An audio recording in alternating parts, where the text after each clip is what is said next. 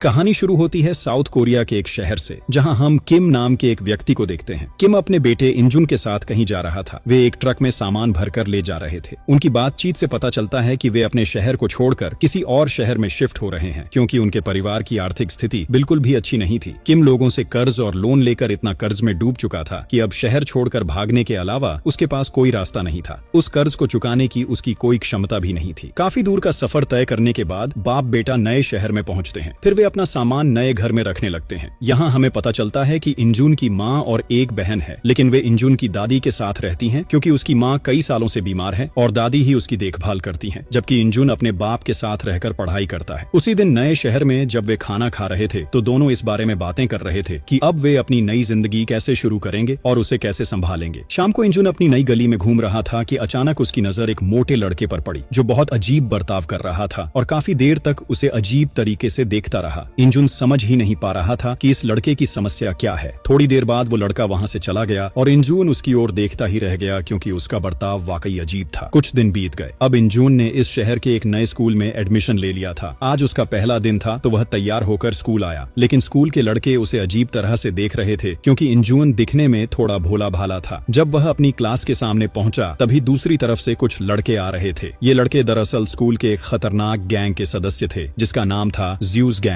इस गैंग का लीडर था जेनुन, जो स्कूल का सीनियर था और जिसे देखकर लगभग पूरा स्कूल डरता था। यहाँ तक कि स्कूल के नियम कानून भी उनके हिसाब से चलते थे। यहीं पर इंजुन की मुलाकात अपने क्लासमेट सैम से होती है। सैम उसे ज्यूस गैंग दिखाकर कहता है, वो देख, ये हमारे स्कूल का सबसे खतरनाक गैंग है। हमारे स्कूल में 2 गैंग हैं और दोनों ही बहुत खतरनाक हैं। इन दोनों गैंग का नाम था ज्यूस गैंग और बाडई गैंग। सैम ने उसे समझाया कि इनसे हमेशा दूर रहना, नहीं तो इनके जाल में फंस जाओगे। लेकिन इंजुन ने इस बात पर ज्यादा ध्यान नहीं दिया, क्योंकि उसका ध्यान बस पढ़ाई पर था। क्लास शुरू होने के बाद उनकी क्लास टीचर आती है। उन्हें देखकर इंजुन थोड़ा हैरान हो जाता है, क्योंकि उनका लुक काफी फनी था, थोड़ा मिलिट्री स्टाइल का, लेकिन वो उनकी नई टीचर थी। उन्होंने अपना नाम पार्क बताया और पढ़ाना शुरू कर दिया। पीछे बैठे सैम ने इंजुन से कहा, शायद तुम्हें इन्हें देखकर हंसी आए, लेकिन ये कोई साधारण टीचर नहीं है, इनमें बहुत टैलेंट है और प्रिंसिपल ने इन्हें खुद हायर किया है। ब्रेक टाइम में उनकी क्लास का एक लड़का इंजुन को बुलाता है। इंजुन जाकर कहता है, अंकल, आपने मुझे बुलाया? इस पर वो लड़का गुस्सा हो जाता है, क्योंकि असल में वो उनका क्लासमेट था, बस उम्र में सबसे बड़ा था और दिखने में थोड़ा एंकल जैसा लगता था। तभी इंजुन को याद आता है कि ये वही मोटा लड़का है जिसे उसने सड़क पर देखा था। उस लड़के का नाम था योनगसू और वो स्कूल के सबसे स्ट्रॉन्ग स्टूडेंट्स में से एक था। योनगसू ने बताया कि वह और इंजुन पड़ोसी भी हैं, इसलिए वह दोस्ती करना चाहता है। उसने हाथ मिलाकर कहा, अगर कभी मदद चाहिए तो मुझे बता देना। इंजुन खुश होकर क्लास में लौट आया, जहाँ उसने योनगसू के बेस्ट फ्रेंड जिन को देखा। जिन भी काफी स्ट्रॉन्ग था और उसकी फाइटिंग स्किल बहुत अच्छी थी। इंजुन को अच्छा लगा कि पहले ही दिन उसके इतने मजबूत दोस्त बन गए। इसी बीच पता चलता है कि योनगसू खाने का बहुत शौकीन है और मौका मिलते ही खाता रहता है। एक दिन जब जिन क्लास की खिड़की के पास खड़ा था, ऊपर की क्लास से एक सीनियर उसे ताना मारता है और गाली देकर छोटा साबित करने की कोशिश करता है। जिन को ये बिल्कुल पसंद नहीं आता और वह उसे धमकी देता है। थोड़ी देर बाद वही सीनियर, जिसका नाम था अबलिंग, अपने साथियों के साथ नीचे आकर जिन से भिड़ने आता है। अबलिंग जिन को धमकाता है, लेकिन तभी योनगसू की नींद खुल जाती है। योनगसू कहता है, अगर मेरे दोस्त को छुआ तो यहीं खत्म कर दूंगा। अबलिंग फिर योनगसू से उलझने की कोशिश करता है, लेकिन तभी टीचर पार्क आकर बीच बचाव करती है और एबलिंग की टीम को डांट कर बाहर निकाल देती है। इस घटना के बाद इंजुन, योनगसू और जिन हंसते हुए साथ में खाना खाते हैं और एबलिंग की टीम का मजाक उड़ाते हैं। थोड़े ही समय में वे तीनों बहुत अच्छे दोस्त बन जाते हैं। योनगसू कहता है कि अब से वे अपनी खुद की गैंग बनाएंगे और उसका नाम रखेंगे रियूनियन गैंग। इसमें उनके अलावा और भी दोस्त शामिल होंगे। तभी वहाँ पिंजन नाम का एक लड़का आता है और बताता है कि ज्यूस गैंग ने स्कूल के सभी लोगों के लिए एक अनाउंसमेंट किया है। स्कूल में एक रेसलिंग टूर्नामेंट आयोजित किया गया, जिसमें फर्स्ट ग्रेड के सभी स्टूडेंट हिस्सा ले सकते थे और इस टूर्नामेंट का जो विनर होगा वह जियोस गैंग का मेंबर बन सकेगा। यह सुनकर सभी बहुत एक्साइटेड हो गए। फिर धीरे धीरे सभी स्कूल के मैदान में जमा होने लगे। दरअसल हर किसी के मन में ज्यूस गैंग में शामिल होने की इच्छा थी, क्योंकि ज्यूस गैंग से सभी डरते थे। अगर कोई इसमें शामिल हो जाता तो उसके पास अलग तरह की पावर आ जाती और यह पावर सबको चाहिए थी। यूनून और उसके दोस्त भी वहाँ सबकी एक्साइटमेंट देखने आए थे। स्टूडेंट्स में तो मानो होड़ लग गई थी टूर्नामेंट में भाग लेने की और कई लोग पहले से ही रेसलिंग प्रैक्टिस शुरू कर चुके थे। लेकिन जो योंगसू यानी उनकी टीम का कोई भी मेंबर इस गैंग में शामिल होने की इच्छा नहीं रखता था, क्योंकि वे जानते थे कि जियोस गैंग के मेंबर्स बहुत ताकतवर और परेशान करने वाले हैं और हमेशा अपनी पावर का गलत इस्तेमाल करते हैं। इसलिए ज्यून और उसकी टीम वहां से सीधे अपनी क्लास में लौट गए। क्लास में आने के बाद यूनजन फाइट प्रैक्टिस कर रहा था, क्योंकि अब उसे समझ आ गया था कि पूरा स्कूल असल में गैंगस्टर्स के कंट्रोल में है। अगर वह खुद को तैयार नहीं करेगा तो इस स्कूल में टिक पाना मुश्किल होगा। इंजुन ने ज्यून से कहा, तू तो बहुत अच्छा फाइट करता है, क्या तू मुझे भी फाइट सिखाएगा ताकि मैं अपनी रक्षा कर सकूं? जियून मान गया और उसे अलग अलग फाइट स्किल्स सिखाने लगा। साथ ही उसने कहा कि फाइट एक स्किल है जिसे जितना ज्यादा प्रैक्टिस किया जाए उतना ही मजबूत होती है। इंजुन की फाइटिंग स्किल भी अच्छी थी और वह जियून की हर मूव को तुरंत सीख लेता था। जियून ने कहा कि उसे बस थोड़ी और प्रैक्टिस की जरूरत है, वरना उसकी फिटनेस पहले से ही अच्छी है। इंजुन घर जाकर खुद से प्रैक्टिस करने लगा और ताकत बढ़ाने के लिए अलग अलग एक्सरसाइज भी करने लगा। जियून ने उसे 2 उंगलियों पर बैलेंस करके एक स्पेशल एक्सरसाइज करने को कहा जिससे हाथ की हड्डियां मजबूत हों। काफी मुश्किल होने के बावजूद इंजुन ने यह किया। अगले दिन सुबह इंजुन योंगसू के साथ स्कूल जा रहा था और रास्ते में वे बातें कर रहे थे। योंगसू ने बताया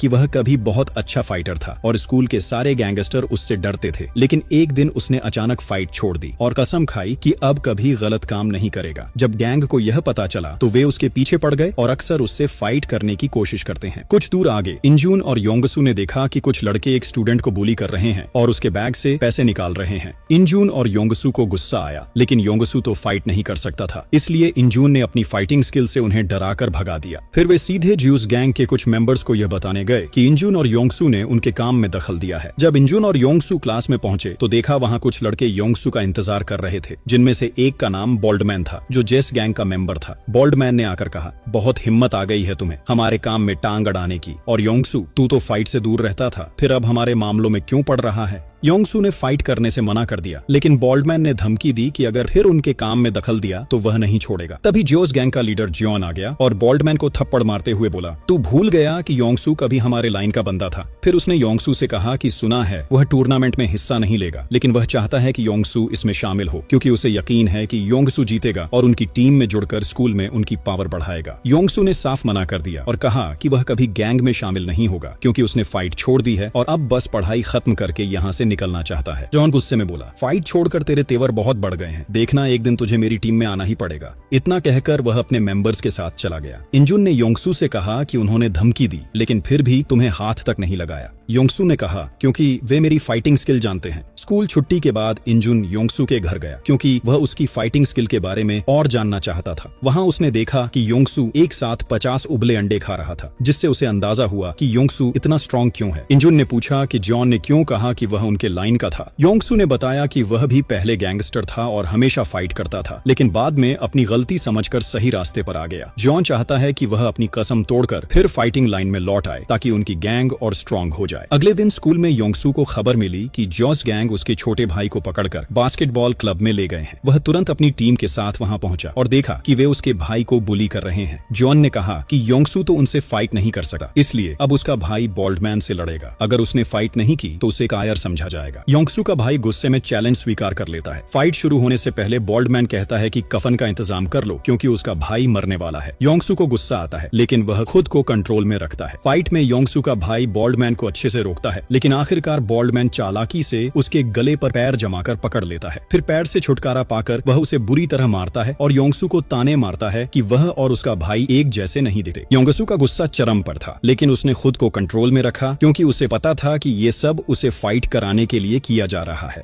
आखिरकार जियोस गैंग वहां से चली जाती है। अगले दिन एक लड़का अपने साथियों के साथ क्लास में आया और जियून को ढूंढने लगा। उसने जियून को ताने मारे कि वह कल बुलाने पर भी नहीं आया। जियून ने कहा कि उसके पास उनकी फालतू बातें सुनने का टाइम नहीं है। ये सुनकर वह लड़का गुस्से में गालियां देने लगा और मारने को बढ़ा। जियून भी मारने ही वाला था कि तभी योंगसू ने आकर रोक दिया और याद दिलाया कि टीचर ने पहले ही चेतावनी दी है कि स्कूल में झगड़ा हुआ तो निकाल दिया जाएगा। लेकिन दूसरी टीम तो फाइट करने आई थी और उन्होंने क्लास में हाथ में जो मिला उठा लिया। ये देखकर जियून और यूनजुन भी फाइट के लिए तैयार हो गए। योंगसू तो फाइट नहीं कर सकता था, इसलिए बस उन्हें अप्रिशिएट करता रहा और फिर दोनों टीमों के बीच एक जोरदार लड़ाई शुरू हो गई। और उसने सबको बताया कि वह स्कूल के कमजोर छात्रों के लिए एक ग्रुप खोलना चाहता है जहां उसका काम होगा कमजोरों को बुलियों से बचाना। इंजुन अपने दोस्तों के साथ इस बारे में बात कर रहा था, लेकिन उसी समय वहां बॉलमैन और उसके साथी आ गए। बॉलमैन ने इंजुन से कहा, क्या बात है, सुना है अब तू खुद को हीरो समझता है, लेकिन खुद को सबके सामने हीरो साबित करने की कोशिश में जीरो मत बन जाना। हमारे स्कूल का असली हीरो हमारा बॉस जेनून है, और अगर तू उससे भिड़ा तो तू बचेगा नहीं। उसी समय जियो ने इंजुन को चेतावनी दी कि स्कूल में अब से वह किसी भी तरह की ताकत दिखाने की कोशिश न करे, वरना उसका नुकसान हो सकता है। जेनून इंजुन को कई तरह की बेकार बातें सुनाता रहा। इंजुन गुस्से में आग बबूला हो गया और उसे मारने ही वाला था, लेकिन उसके दोस्त उसे रोक ले गए। जेनून अजीब तरह से हंस रहा था, जैसे उसके दिमाग में कोई प्लान हो। फिर जब इंजुन और उसके दोस्त रोज की तरह छत पर बातें कर रहे थे, उस समय इंसु को आज की घटना की जानकारी मिली। जेनून ने इंजुन को धमकी दी थी, क्योंकि जब जेनून मैदान में था तब इंसु क्लासरूम में सो रहा था। सब कुछ सुनकर इंसु ने इंजुन से कहा कि इसे यहीं रोक देना चाहिए। दूसरों के झमेले को अपने सिर पर लेने की जरूरत नहीं है। स्कूल में हम पढ़ाई करने आए हैं, अगर हमेशा गैंग और मारपीट में फंसेंगे तो भविष्य में क्या करेंगे। इसलिए जो हो रहा है होने दो। इंजुन और बाकी सब अपने भविष्य पर ध्यान दें। लेकिन यह सुनकर इंजुन बहुत गुस्से में आ गया। उसने इंसु से कहा, तूने कहा था कि तू अच्छा फाइटर है, क्या तू अन्याय देखकर भी चुप रहेगा? अगर चुप रहा तो तू स्वार्थी है। इंसु भी गुस्से में आगबूला हो गया और इंजुन को मारने ही वाला था, लेकिन उनके दोस्त दोनों को रोक ले गए। इंजुन उस दिन बेहद नाराज था, इसलिए वह एक गेमिंग प्लेस गया और पूरी मर्जी से बॉक्सिंग करने लगा। उसने इतनी जोर से मुक्के मारे कि उसके हाथ कट गए और खून निकलने लगा। अगले दिन लंच टाइम में इंजुन क्लासरूम में सो रहा था, तभी उसका एक दोस्त दौड़ता हुआ आया और जल्दी से उठने को कहा। उसने बताया कि उसके पिता का एक्सीडेंट हुआ है। इंजुन बिना समय गंवाए हॉस्पिटल भागा। वहाँ उसने देखा कि उसके पिता की हालत बहुत खराब है। इससे वह बहुत दुखी हुआ। उसने कुछ दिनों के लिए स्कूल जाना बंद कर दिया और अपने पिता की फैक्ट्री में काम करने लगा, ताकि उनके इलाज का खर्च चला सके। इंजुन का काम था फ्रूट पिकअप करना। काम कठिन था और कई बार वह गिरता रहा, फिर भी उसने काम पूरा किया। पहली बार उसने महसूस किया कि उसके पिता का काम कितना कठिन है और वे अपने परिवार के लिए कितनी मेहनत करते हैं। काम खत्म करने के बाद इंजुन सीधे अपने पिता के पास गया और उनके पास बैठकर माफी मांगी। उसने मन ही मन तय किया कि वह अपने परिवार के लिए कुछ करेगा। फिर जब इंजुन काम कर रहा था, उसने देखा कि उसके दोस्त उसके पास आ रहे हैं। स्कूल में नहीं आने की वजह से उनके पास इंजुन की जानकारी थी। वे सब उसके मदद के लिए आए। इंजुन को एहसास हुआ कि सच्ची दोस्ती कितनी खूबसूरत होती है। दोस्तों की मदद से उसका काम जल्दी खत्म हो गया और वे सब मिलकर आनंद मनाने लगे। अगले दिन से हर रोज स्कूल खत्म होने के बाद उसके दोस्त उसके काम में मदद करने आते। इस तरह उनका समय बहुत अच्छे से गुजर रहा था। इंजुन अपने दोस्तों के लिए अपने सारे दुख भूल गया। फिर एक दिन जब वे क्लासरूम के बाहर बात कर रहे थे, उसी समय बॉलमैन और उसके लोग वहां आ गए। इंजुन और उसके दोस्त वहां से जाने ही वाले थे, लेकिन गलती से इंजुन के हाथ से बॉलमैन पर चाय गिर गई। इससे बॉलमैन को फाइट का एक और मौका मिल गया। उसने इंजुन को स्कूल के मैदान में फाइट के लिए चैलेंज किया। सब वहां मैदान में इकट्ठा हुए। जोस गैंग का लीडर जियो भी वहां था। बॉलमैन खुद को स्ट्रांग दिखा रहा था, लेकिन असल में वह इंजुन से डर रहा था। इसलिए उसने लीडर जियो को कहा कि वह इंजुन से फाइट करे। इंसु ने दूर से देखा। इंसु खुद फाइट में नहीं पड़ना चाहता था, लेकिन अन्याय स्वीकार करना भी असंभव था। अगर स्कूल में लगातार फाइट होती रही तो छात्रों का भविष्य बर्बाद हो जाएगा और दोस्तों को भी खतरा होगा। इंसु ने बड़ा निर्णय लिया कि वह आखिरी बार फाइट करेगा। उसने जियोन के पास जाकर कहा कि अगर उसे फाइट करनी है तो हमारी गैंग के साथ फाइनल फाइट करे। अगर इसमें हार गए तो ज्यूस गैंग को हमेशा के लिए खत्म करना होगा। जेनून ने यह चैलेंज स्वीकार कर लिया। दोनों ने फाइट का समय और जगह तय किया और दोनों टीम्स तैयारी करने लगी। क्लासरूम में इंजुन और उसके दोस्त बहुत चिंतित थे। ज्यूस गैंग के सदस्य बहुत ज्यादा थे और वे केवल 5 थे। क्या वे सच में उन्हें हरा पाएंगे? बाकी लोग परेशान थे, लेकिन इंसु को कोई चिंता नहीं थी। उसने अपने पुराने गैंगस्टर दोस्तों को भी टीम में बुलाया। थोड़े ही समय में इंसु ने अपनी टीम को बड़ा बना लिया। फाइट का दिन आया। दोनों गैंग्स फाइट के लिए जगह पर पहुंचे। इंसु और उसकी टीम ने देखा कि जेनून ने चालाकी की थी। स्कूल की दूसरी गैंग को भी उसने जोड़ लिया था। अब उनकी टीम के सदस्य बढ़ गए थे। इंसु और उसकी टीम को डर नहीं लगा, क्योंकि वे जानते थे कि मिलकर फाइट करके ही जीत सकते हैं। ये सिर्फ लड़ाई नहीं थी, बल्कि सही और गलत की जंग थी। फाइट शुरू हुई और सभी अपनी पूरी ताकत लगाकर लड़ रहे थे। इंसु बहुत अच्छे फाइटर साबित हुए और अकेले कई लोगों को हरा रहे थे। इंजुन भी